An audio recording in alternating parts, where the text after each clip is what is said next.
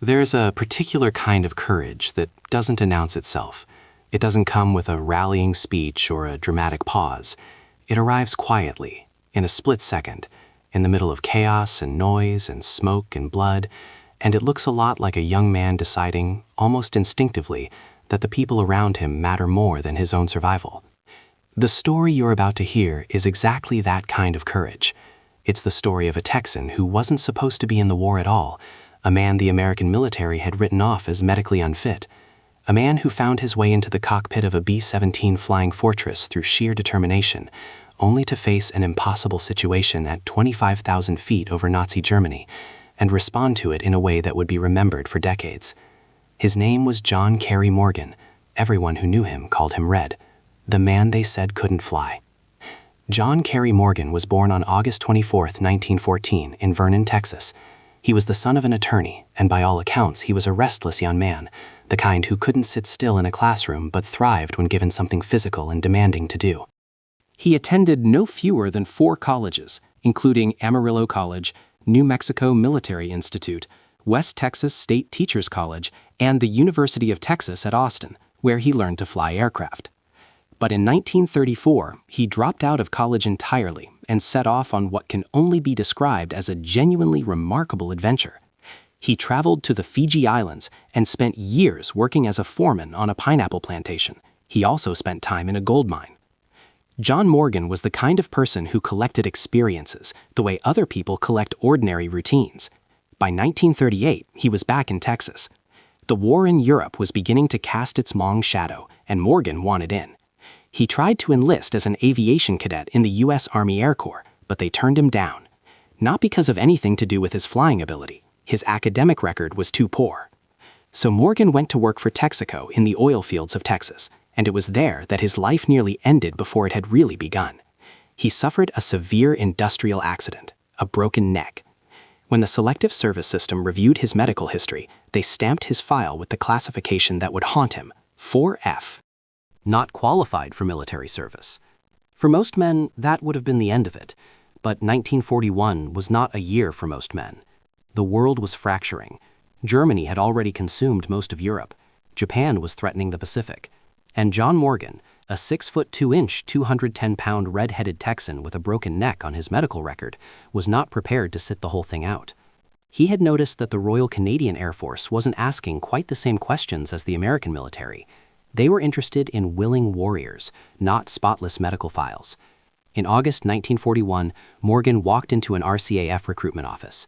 He later recalled the logic with characteristic bluntness. They didn't ask me if I'd ever broken my neck, and I didn't tell them. He completed flight training across Canada, in Saskatchewan and Ontario, and then at RAF Church Lawford in England. He was posted as a sergeant pilot with RAF Bomber Command and flew 12 combat missions with the Royal Air Force. He was, by the time he transferred to the U.S. Army Air Forces in May 1943, already a combat veteran. He was assigned to the 92nd Bombardment Group's 326th Squadron, based at RAF Alconbury in Huntingdonshire, England. The 92nd was known around the 8th Air Force as Fame's favored few. He had finally found his war, the world above Germany in 1943. To understand what John Morgan faced on that July morning in 1943, you have to understand what it actually meant to fly a B-17 Flying Fortress on a daylight bombing mission over Nazi Germany, because the statistics alone are enough to make your blood run cold. The Boeing B-17 was a genuinely magnificent aircraft. 4 Wright R-1820 Cyclone engines, a crew of 10 men, up to 13 .50 caliber machine guns bristling from turrets, waist positions, and tail. It could absorb an extraordinary amount of punishment and still fly. Its pilots loved it with a fierce devotion that bordered on the irrational. But it was also a machine designed to be taken into one of the most lethal environments ever created by human beings. At 25,000 feet over Germany, the temperature dropped to -40 or even -50 degrees Fahrenheit. The waist gunner positions had open windows where the machine guns jutted out into the slipstream. Men in those positions stood in that wind for hours at a stretch. Frostbite was not an occasional hazard, it was an occupational certainty. Men lost fingers, men lost hands. Some came home with injuries that no bullet had caused. The oxygen systems that kept crews alive at altitude were fragile and frequently malfunctioned. Men would begin to lose consciousness without any sense that anything was wrong. The symptoms of oxygen deprivation, hypoxia, felt at first like a gentle, pleasant drowsiness. By the time you realized something was wrong, you might already be past the point of helping yourself. And then there were the Germans. German radar tracked incoming formations from the moment they crossed the coast. Luftwaffe fighter squadrons scrambled well before the bombers arrived. The primary threats were the Focke-Wulf FW190 and the Messerschmitt Bf109, both fast, both heavily armed, and both flown by pilots who had often been fighting continuously for years. The head-on attack was the most feared and deadly of all fighter approaches. A fighter coming in from 12 o'clock high closed at a combined speed of more than 400 miles per hour, both aircraft firing simultaneously. The engagement lasted less than a second. In that second, everything could end. The anti-aircraft guns, the infamous German 88mm flak batteries, threw up curtains of exploding shells that turned clear sky into a maze of black puffs and shrapnel. Bombers on the bomb run had to fly straight and level through it all. No evasion, no turning away. Just sit in the seat, hold course, and trust that the next burst isn't directly below you. The 8th Air Force suffered catastrophic losses in 1943. On October 14th of that year, a date remembered simply as Black Thursday, the second raid on Schweinfurt saw 60 out of 291 attacking B-17s shot down. That was a 20% loss rate in a single mission. Around 600 men gone in a single day. The losses were so severe that deep penetration raids into Germany without long-range fighter escort were suspended for months afterward. Crews completing a full 25-mission tour of duty faced odds that were genuinely terrible. Some estimates put the chance of surviving all 25 missions at barely 25%. The chance of being killed, wounded, or captured was the baseline expectation, not the exception. This was the world that John Morgan flew into on the morning of July 26, 1943, the mission to Hanover. The target that day was the Continental Gummiwerke AG, the largest tire factory in Germany, on the outskirts of Hanover. The mission was part of a broader effort by the 8th Air Force, which that same day was also sending bombers toward Hamburg as part of the enormous Operation Gomorrah campaign that would eventually create the catastrophic Hamburg firestorm. The Hanover raid, assigned to the 4th Bombardment Wing, was its own significant effort, and the German defenders would make sure it was remembered. Morgan was flying in the right seat of a B-17F Flying Fortress, designated serial number 4229802. The aircraft had been christened Ruthie II. He was serving as co-pilot, with First Lieutenant Robert Campbell in the left seat as aircraft commander. It was Morgan's 5th combat mission with the 326th Squadron, but as a man who had already flown 12 missions with the RAF, he was no stranger to what lay ahead. The formation made its way out across the English Channel and into occupied Europe. The skies were working against them from the start. The German defenders concentrated their fighter attacks heavily on the Hanover-bound force that day. Official records would later show that the groups attacking Hanover lost 22 aircraft, a devastating toll. Before Ruthie II even reached the German coast, the Focke-Wulf FW190s arrived. A large force of fighters hit the formation in a coordinated attack that was designed to overwhelm the defensive firepower of the bombers and pick off stragglers. In that first burst of firing, the oxygen system feeding the rear gunner positions was destroyed. The tail gunner, the waist gunners, and the radio operator would slowly, silently begin to lose consciousness without anyone in the cockpit knowing it. Their guns went quiet. Morgan, scanning the sky ahead and managing the controls, heard no fire from their positions and assumed they had bailed out. Then a FW-190 made a head-on pass at close range. A 20mm cannon shell came through the nose of the aircraft, tore through the cockpit, and shattered the windshield on the pilot's side. And a .303 caliber round opened up the skull of Lieutenant Robert Campbell. The brain injury was catastrophic and immediate. Campbell's upper body slumped forward, his arms falling across and then gripping the control column. His hands locked onto the wheel with a grip that the wound shock had made almost impossibly strong. The B-17 nosed into a dive. In the right seat, John Morgan seized the controls on his side with both hands. He pulled, hauling against the combined weight of the diving aircraft and the grip of a semi-conscious man whose brain was too damaged to understand what was happening, but not too damaged to hold on. By sheer physical force, he brought Ruthie II back into formation. And then Campbell started fighting him. 2 hours over Germany. What happened next is one of the most extraordinary things any pilot did in the entire Second World War. With the interphone destroyed and no way to call for help, with 3 or more of his crew unconscious from oxygen deprivation in the back of the aircraft, with a shattered windshield admitting screaming cold air into the cockpit, John Morgan made his decision. He was not going to turn back alone. Leaving formation would mean being set upon by every German fighter in the area. A lone B-17 was easy prey. The best protection any bomber had was the mutual defensive firepower of the formation, and there might still be crew members alive in the back of the aircraft who needed protecting. So he flew on, one hand on the controls, the other hand holding Campbell back from the wheel. But Campbell didn't simply slump helplessly.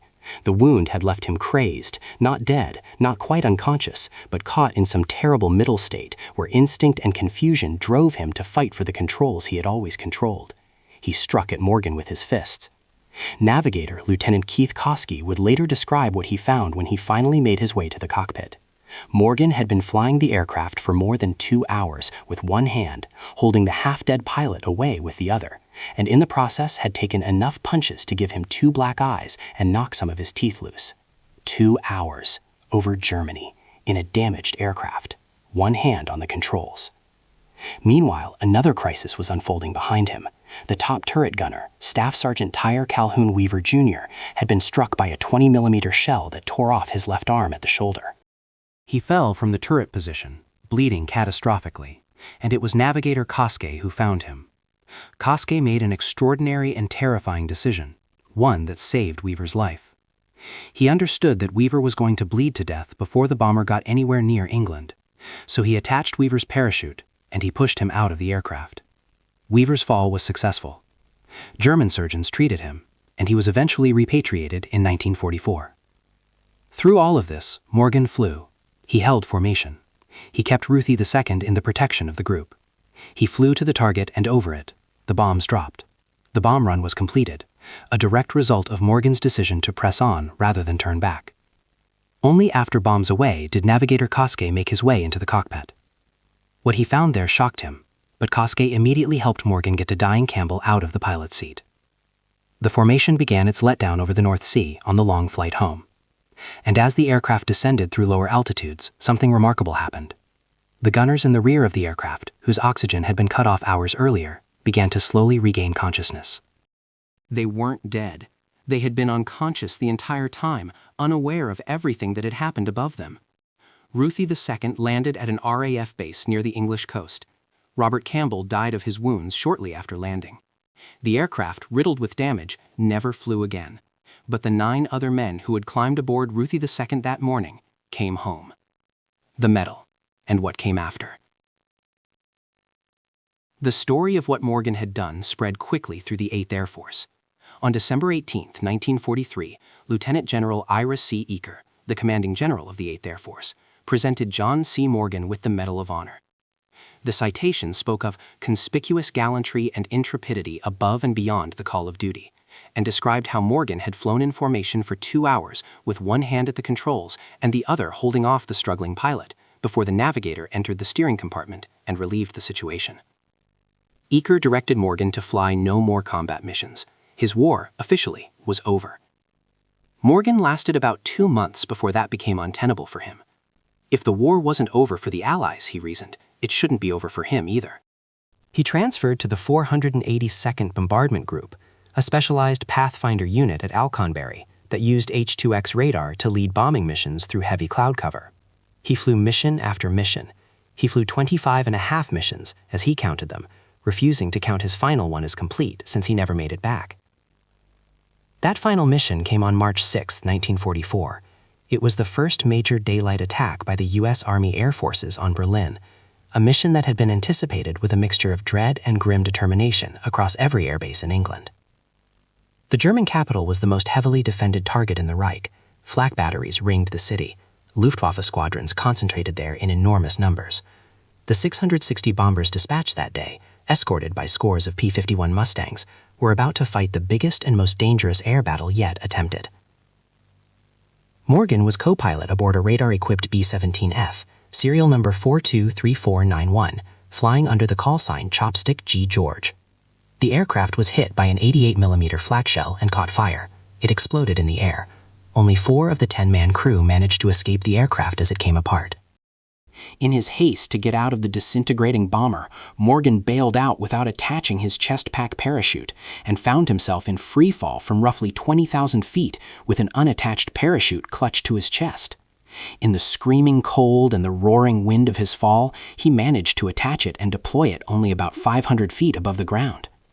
The description of those few minutes as one of the most spectacular free falls in history seems, if anything, an understatement. He survived. He was captured.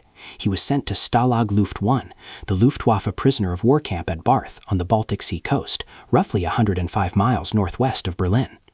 John Kerry Morgan thus became the only Medal of Honor recipient in World War II to subsequently become a prisoner of war. Barth and the long wait. Stalag Luft I was not the worst prisoner of war camp the Germans operated, but it was no comfortable place. The camp sat on a strip of barren land jutting into the Baltic, surrounded by miles of barbed wire in 2 rows, attached to 10-foot posts, with guard towers mounting machine guns and spotlights every 100 yards. The barracks were rough wooden structures on small foundation posts, elevated off the ground, a design that helped the German guards maintain surveillance beneath the buildings, where dogs patrolled and ferrets listened for the sounds of tunneling. The camp eventually held nearly 9,000 Allied airmen, 7,588 Americans, and around 1,400 British and Canadian personnel. The prisoners called themselves Kriekies, short for the German Kriegsgefangener, meaning prisoner of war. Red Cross parcels were the difference between starvation and survivability, providing tins of food, chocolate, and other basics that supplemented the inadequate German rations of bread and potatoes and vegetables. When Red Cross deliveries were interrupted, and in the final months of the war they nearly ceased entirely, men went hungry in ways that left lasting marks on their bodies and health. Morgan spent 14 months inside the wire at Barth. He endured the cold Baltic winters, the monotony of captivity, the grim roll calls, and the particular psychological torture of having nothing to do but wait. He was a man of extraordinary physical energy and restless purpose, confined to a compound a few hundred yards across. He was still there when the German guards disappeared on the night of April 30, 1945. Senior American officer Colonel Hub Zemke had negotiated a peaceful transfer of the camp. The Germans slipped away under cover of darkness to surrender to American forces. Soviet troops arrived on May 1st. The barbed wire came down. Barth became a strange, chaotic zone where liberated American airmen and celebrating Soviet soldiers shared a very different understanding of what liberation meant. Morgan and most of the other POWs waited for air evacuation. B-17s, B-17Gs, newer models than many of the men had ever flown, arrived at the Barth airfield starting May 12, 1945. In a moment that must have been almost unbearable in its emotional weight, men who had been shot out of the sky and spent months or years behind wire climbed back into the aircraft they had loved and feared and thought to keep in the air, and let those aircraft carry them home. The only man in American history. When historians and military scholars look at the totality of John Morgan's war, several facts stand out as extraordinary, even by the outsized standards of World War II. He was classified 4F, not fit for military service, and went on to fly combat missions with 3 separate air forces: the Royal Canadian Air Force, the Royal Air Force, and the United States Army Air Forces. He flew 12 missions with the RAF and 25.5 with the USAAF. He was awarded the Medal of Honor for an act of individual courage that lasted over 2 hours. He then volunteered for further combat duty, despite being directed not to by his commanding general. He was shot down on what became the most significant bombing mission yet attempted against Germany. He survived a free fall from 20,000 feet while attaching his parachute mid-air, and he spent 14 months as a prisoner of war after having already received his nation's highest decoration. He is the only Medal of Honor recipient in American history to have subsequently been held as a prisoner of war, the only man to hold that particular combination of honors and hardships. When he was finally asked by the press and by historians to describe his own view of what he had done, Morgan gave answers that were consistently, almost stubbornly humble. He once said, simply, "There's no such thing as a hero. I was pushed into circumstances where I was forced to act. You can never say how you're going to react to something until it happens, but I think most people would have done the same." Most people would not have done the same, but that is perhaps the nature of real courage. It tends not to recognize itself as exceptional. The story that inspired a classic. John Morgan's Medal of Honor mission didn't just enter the history books. It entered popular culture in a way that has kept his story alive for generations who never knew his name.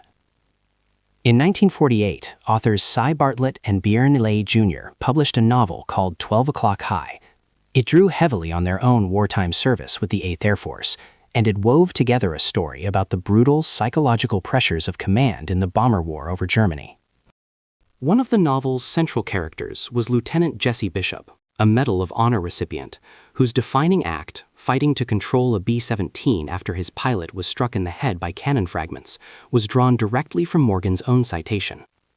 In the novel, like Morgan, Bishop was eventually shot down and captured. In 1949, 20th Century Fox released the film adaptation. Directed by Henry King and starring Gregory Peck as the commanding general, 12 O'Clock High was a masterpiece of war cinema, so accurate in its depiction of the air war over Germany that it was later used as a required viewing leadership course at U.S. Air Force academies and even in business schools. It won 2 Academy Awards, Best Supporting Actor for Dean Jagger and Best Sound Recording. In 1998, it was selected for preservation in the United States National Film Registry as culturally and historically significant. Lieutenant Jesse Bishop in that film was played by Robert Patton, himself a wartime USAAF navigator. Patton's portrayal of the man who held the bomber together, who fought the struggling controls and the wounded pilot, that portrayal was John Morgan. His words were Morgan's words. His deed was Morgan's deed. Morgan, characteristically, went back to work for Texaco after the war. He later served in Korea in a non-combat role after being called back to active duty when that war broke out. He retired from the Air Force Reserves as a lieutenant colonel in 1957. He died on January 17, 1991, in Papillion, Nebraska, at the age of 76, from complications related to Alzheimer's disease and a stroke. He is buried at Arlington National Cemetery, in Section 59, Site 351. What it all means. There is a temptation, when we tell stories like this one, to reach for language that elevates these men out of ordinary human experience, to make them into something larger than life, so extraordinary that their actions feel inevitable, almost mythological. It's a natural impulse, and it's also, in a subtle way, a disservice to the truth of what they did. John Morgan was not a mythological figure. He was a man who broke his neck in an oil field accident. A man who couldn't get into the Army Air Corps because his grades weren't good enough. A man who went looking for his war in someone else's Air Force because his own wouldn't have him. He was red-haired and big-framed and stubborn in a way that the flat Texas plains seemed to produce in certain people. He was human, entirely and completely. And what he did on the morning of July 26, 1943, above Germany, holding that aircraft in formation for 2 hours, fighting the controls and fighting the man dying in the other seat, refusing to let the mission fail, and refusing to let his crew die alone in a spinning airplane over enemy territory. He did it because that is what the moment required. Not because he had been waiting his whole life to do something heroic. Not because he was made of different stuff than the rest of us. He did it because in that moment, turning back and saving himself simply wasn't something he could bring himself to do. The 8th Air Force, in the course of the war, suffered more than 26,000 men killed in action. That figure is larger than the total combat deaths of the United States Marine Corps during the same war. Around 135,000 men flew in combat with the 8th. Nearly every one of them understood the odds. They climbed into those aircraft anyway, day after day, mission after mission, into the flak and the fighters and the cold and the fear. They did it because something, loyalty to the man next to them, duty to something larger, a stubborn refusal to let the other side win, made it impossible to do anything else. John Morgan simply did it in a way that history happened to notice and record. The aircraft that carried his crew home that morning, Ruthie 2nd, battered and holed and leaking, with a dead man in the pilot's seat and a shattered windshield and damage that grounded her forever, was the physical expression of one man's refusal to quit. 9 men walked away from it. One of them died of his wounds, but the rest of the crew went home because a man with red hair and broken teeth and 2 black eyes held the wheel and held the formation and held his nerve for 2 hours over Germany and simply refused to let go. That's the story of John Carey Red Morgan. And now you know it. If this story moved you, if you feel the weight of what these men gave and how quietly most of them gave it, please hit that like button right now. Stories like this one take real research to bring to you accurately, and your support helps us find more of them. Subscribe and turn on notifications so you never miss another story from the air war over Europe or the wider history of World War II. And we genuinely want to hear from you in the comments. Tell us where you're watching from. Share what you knew or didn't know about the air war over Germany. Every comment reminds us why this history matters and who it belongs to. Until next time, remember the past, honor those who served, and never stop asking how ordinary people found the courage to do extraordinary things.